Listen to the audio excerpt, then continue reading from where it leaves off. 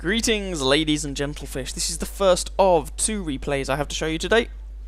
This was a game sent in by Tanker3069. I'm just going to call him Tanker, because I can't be bothered with the numeric. And he is driving the IS, Soviet TS7, one of the Soviet TS7 heavy tanks. And you can see that Tanker has a couple of marks of excellence on his gun barrel. So he's obviously not a complete slouch in this thing. This game isn't really about Tanker, as he would happily tell you.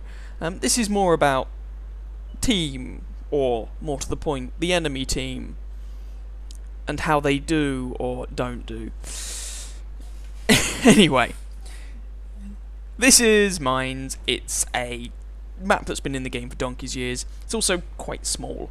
As of patch 9.6, this is a 9.4 game, but as of patch 9.6, this map has actually been reworked a little bit, although not, in my opinion, the changes aren't that major. Anyway, Tanker is going over to the little village on the eastern side of the map, and this is where the capture circle is in an encounter game. And if you're going over here, you do have to be very careful about anyone who manages to get themselves up on the hill, and Tanker has been spotted. Because people who get themselves up on the hill have a really irritating habit of pumping shots into you from the side. You can see, just while Tanker's around here having a look for bad guys, that Tanker doesn't use any premium ammunition on this. He's just using armor piercing and high explosive, and you really don't need premium ammo on this thing. He manages to dodge a shot from an ARL there, which is, well, a little bit lucky, but let's not take anything away from it. Whoa, T-25-2 there as well. Oh god, there's bad guys everywhere. Come on, Tanker, you can do it. Right, shot into the other ARL. Are they in a platoon? No, they're not. They're just a pair of ARL players. You don't tend to see huge numbers of those tanks, but never mind. So he's given both of those ARLs something to think about, and there's a Churchill as well. Basically, he's found all of the tier 6 heavy tanks, polishes off the first ARL, and, oh, he's a little bit surrounded. This is not necessarily great, but, wait a minute. He has some support, because that Churchill just explodes, and then he manages to nail the other ARL on the enemy team. I was actually wondering myself if he was stuck there for a moment, but no, he's not. He's fine. Look at the scoreline, by the way. And he puts a nice big meaty shot into that T-25-2, leaving him on 88 health. So, looking at the enemy tanks, at least 4 came into this area, none have left. And Tanker's still sitting here on 115 health, going whoop! And for once, the guys sitting up there camping at A4 in their heavy tanks actually proved useful, as that ARL gave Tanker some supporting fire and manages to nail that Churchill for him. If he hadn't managed to do that, well, who knows how this game would have gone. VK over there in the distance. The 122mm gun on the IS is not designed for sniping. Stock T-150 over there, poor guy. That's a horrible gun. I would recommend using the howitzer on that thing until you have well, a better gun unlocked. And Tanker polishes him off for his third kill. Pushes forwards. I mean, look at the scoreline. This is a complete pasting. VK's over there. I mean, this is just painful to watch, but kind of funny at the same time. So the enemy has T-29 left, very strong tank, VK, Cromwell, and artillery. T-29 just disappeared. Tanker gets spotted. Oh no. Is the enemy artillery over here in the corner? He's the only guy left on the enemy team. Everybody else has succumbed to the inevitable. There's sort of a grim sense of inevitability to this, but never mind. Tanker's going up here to find the enemy artillery. He's got 6th sense, so he'll know if he's spotted. He's even got a camo net. Because sneaky heavy tanks are sneaky. Usually there's an artillery piece sitting in one of those bushes. By now he might have retreated around the building. Who knows? The rest of Tanker's team's coming forwards. Come on, Tanker. You can kill him. What can possibly go wrong? So Tiger's got on here as well. I mean, this artillery piece is totally screwed. He can't kill all these guys. It's just not going to happen. He's backed into a corner. He's got nowhere to run. He gets one shot, and then he gets like a 20-30 second reload, or however long it is. He puts one shot into the Tiger. managing to track the Tiger in place. Tiger or T-29 takes off a lot of this M44's health, and Tanker polishes him off for kill number 4. Now, Tanker did alright from that game, but that game wasn't about his amazing gameplay or anything like that, but it was just more about the enemy team collapsing in on themselves like a black hole. Anyway, have a look at the post-battle results anyway, and then we're going to jump into another game, this time one of my replays, and from the other Tier 7 Soviet heavy tank, the KV-3.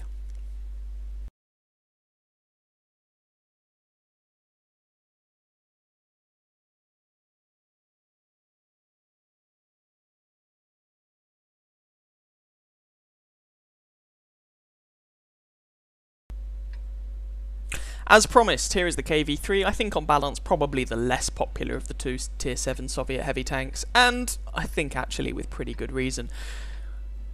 This is a Tier 7 game, again, so this is nice matchmaking. Hurrah! The KV-3 really does love its matchmaking. But this is Sand River. This is a big, wide, open map that tends to have a lot of long-range engagements, which is not what the KV-3 likes to hear. Its view range sucks, and its gun is designed for going up to someone and punching them in the face. It is not designed for shooting people from a distance. This is an assault game, and we're defending. Which is also bad, in my opinion, because defending on this map is dull as sin most of the time. I would much rather be attacking on this map. There's also 2 TOGs on the friendly team. Are they platooned? No, they're not. They're just 2 entirely independent TOGs. A little duet of TOGs have turned up to this game, which is nice.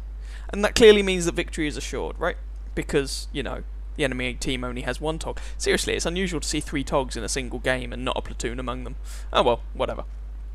Alright, so, defending this map. There's a variety of different things you can try to do. What has the KV-3 got going for it? It has got armour that isn't really as good as you expect it to be, but still, it's got some armour. It's got gun depression that doesn't completely suck. That's about it. So, I'm going to come over to this spot. Logic being, most of our team is on the other side, on the other flank, other side of the map. And, well, nah, I mean, I need to go somewhere, and I thought I might get a bit more of a fight over here. The other thing, of course, is, hello, T-29. So, I'm never going to penetrate the front of a T-29's turret, especially not when he's hull down using all 10 degrees of gun depression, but, can you say high explosive? I carry 2 rounds, I should probably carry some more because it's a large caliber gun, so I'm going to load some just to give him a bad day. Hello, Mr. T-29. It was only 133 damage, but it might have killed some crew members, wrecked some modules, and it will certainly annoy him and discourage him from sitting there. Anyway, I was saying something, and I can't for the love of me remember what it was. I'm about to unleash another HE round into him. 98 damage! Oh yeah, OP. Anyway, at the very least we should have given him some problems. So, yeah, Sand River, assault, defense, usually kind of dull. Most of this match, I'll be honest, is just going to be me kind of peeking around this corner, trying to only expose my turret and desperately not get shot. We'll see how that works out. And there's a KV-5. Ooh, side of the turret on the T-29 is still too strong. God damn you, T-29. I mean, in this sort of fight, I'm completely outclassed by the American heavy tank, but Tog! Or if the T-29's going to move up, I can still bounce on him, because his upper plate's angled back at a hilarious angle. And T-29 turret, OP. What are you going to do? So the thing here is that we're holding these guys back, and the T-29 has now taken a lot of damage. He's only got 14 health remaining. A third HE round would really have been useful, but never mind. Trying for the side of the turret again, bounces once again, but he is now dead. Alas, we lose our T-150. Now, one thing you have to bear in mind with this position is that it is not artillery safe. And so if you look at the enemy team composition and you see a metric buttload of artillery going here, not so hot idea. They only have 1 artillery, so I thought it'd be relatively safe to come here. FV-304 did just nail that T-150 though, so we do have to be careful. And Tog o'clock! Yes, that's right, ladies and gentlemen. I just bounced a 122mm round off the front of the Tog's turret. No, I don't know how that happened either. Oh well, c'est la vie. SU-152 was firing AP. I assume he's using the 122mm gun, because if he's firing AP out of the howitzer, well, that explains a lot about this game, actually. So far, I've fired a bunch of shots, and all I've done is put 2 HE rounds into a T-29 for a sum total of about 200 damage. Haven't actually done a huge amount. Finally get a shot into that Tog. It's a criminally low damage roll. Screw you, game. Anyway. But we are keeping these guys back. We are holding this flank in conjunction with the now badly mauled T-29. And whoever the guy behind me is, Tog 2 bounces on me. And we managed to get another shot on the Tog. Still a low damage roll, but only by a little bit. So with a Jagdpanther and a friendly Tog. Although we have lost the other Tog. Oh no! Your death must be avenged. Right, KV-85. Yeah, he pokes himself up and then thinks better of it. I get spotted. Nah, boo. Hopefully I'm not going to get artilleried. I mean, the Burt, well, he's not going to hit hard with any luck. So I'm taking a bit of a risk just by sitting here, but screw it. I don't want to go through the whole aiming cycle again. SU-152, bounce. Well, and to be fair, considering the surface the SU-152 is giving me, a very large chunk of that surface is made up of gun mantlet that is made of, as far as I can work out, pure condensed Stalin. So, what are you going to do? Hello, KV-85. How are you today? Not so good, are you? Bye! And that makes the scoreline 7-7. And I finally get in some more damage and get a kill. Hoorah! SU-152 is no longer showing pure condensed Stalin. Oh, now he is.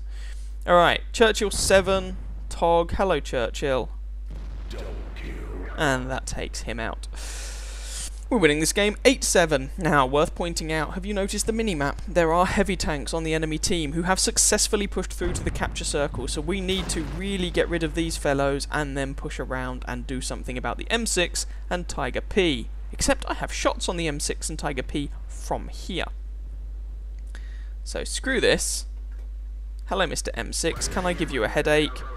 Yes, I can, but Burt has finally decided to take a pot shot at me, doing the sum total of 93 damage, but with that little bugger, 93 damage with a relatively fast reload is going to get old really, really quickly. M6 goes down, Tiger P is still behind us, but screw the Tiger P. We'll deal with him in a moment. SU-152 should be a one-shot, but, you know, we all know them low rolls. And SU-100 puts a shot into me, taking out one of my loaders, but not doing a lot of damage. I'm pretty sure he was firing high explosive. Can't say I blame him. Can I get a shot on this Tiger P to give him a headache? Oh, damn you, terrain. He's dead anyway. Tog picked up a kill. Good man. He's picked up 2 kills. Excellent. SU-152 again, and finally we get a low damage roll into him. My god, the damage rolls from this gun this game have been atrocious. Not to worry. So, SU-152 and SU-100 are both over there. Don't know where the Panther is, and the Burt will be somewhere being irritating. Don't know quite where he is, though. Fail miserably to get any damage on the SU-100. These are very chancy shots. I am missing an awful lot of them because the accuracy on this gun is utter garbage, and there is Burt.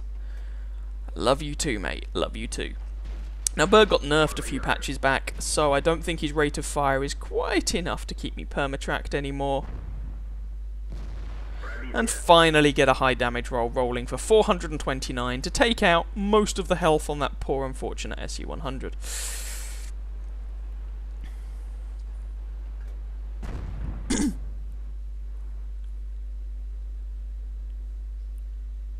Cooey! Is anyone there? And I mean, these tank destroyers are in a really dodgy position.